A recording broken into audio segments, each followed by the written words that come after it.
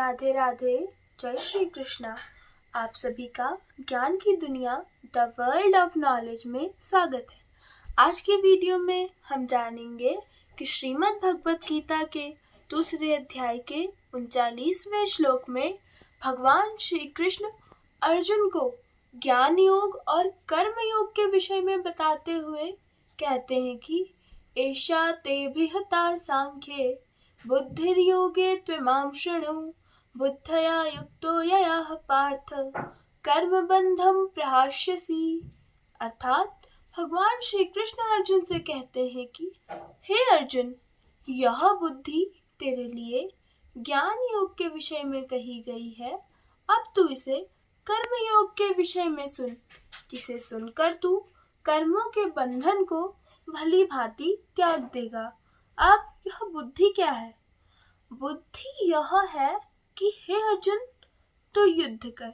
ज्ञान योग में केवल इतना ही है कि मनुष्य अपनी स्थिति को देखकर अपनी लाभ हानि को भली प्रकार जांच करके कि हम युद्ध में जीतेंगे तो हम महामहिम की स्थिति प्राप्त करेंगे और हारेंगे तो देवत्व प्राप्त करेंगे।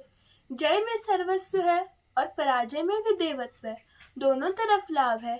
इस प्रकार अगर हम युद्ध नहीं करेंगे तो लोग हमारी अपकीर्ति करेंगे, हमें भय से उपराम हुआ मानेंगे। ऐसा सोचकर अपनी लाभ हानि का भली प्रकार विचार करके कर्म करना ही ज्ञान योग है। प्रायः लोगों में भ्रांति है कि ज्ञान योग में कर्म अर्थात युद्ध नहीं करना पड़ता है। वे कहते हैं कि ज्ञान योग में तो कर्म ही नहीं है, मैं तो शुद्ध हूँ, मैं अचिंत्य हूँ, अहम ब्रह्मास्मि, गुण ही गुण में बरतते हैं। ऐसा मानकर वे लोग हाथ पे हाथ रखकर बैठ जाते हैं।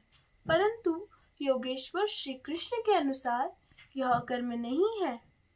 कर्म तो एक ही होता है, परंतु उसे दो मार्गों द्वारा किया जाता है, ज्ञान योग और कर्म योग। ज्ञान योग में मनुष्य अपनी स्थिति देखकर अपनी लाभ हानि का भली प्रकार विचार करके अपने ऊपर आश्रित हुआ कर्म करता है, और उसी प्रकार एक निष्काम कर्मयोगी अपने इष्ट के आश्रित हुआ कर्म करता है।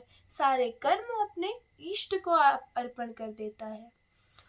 इसी प्रकार हमें दोनों मार्गों का शरण करना चाहिए। दोनों ही मार्ग अच्छे हैं, दोनों मार्गों में एक ही कर्म करना पड़ता है, परंतु उसके दृष्टिकोण दो हैं, ज्ञान योग और कर्म योग। आज की वीडियो में इतना ही, मिलते हैं अगली वीडियो में। राधे राधे।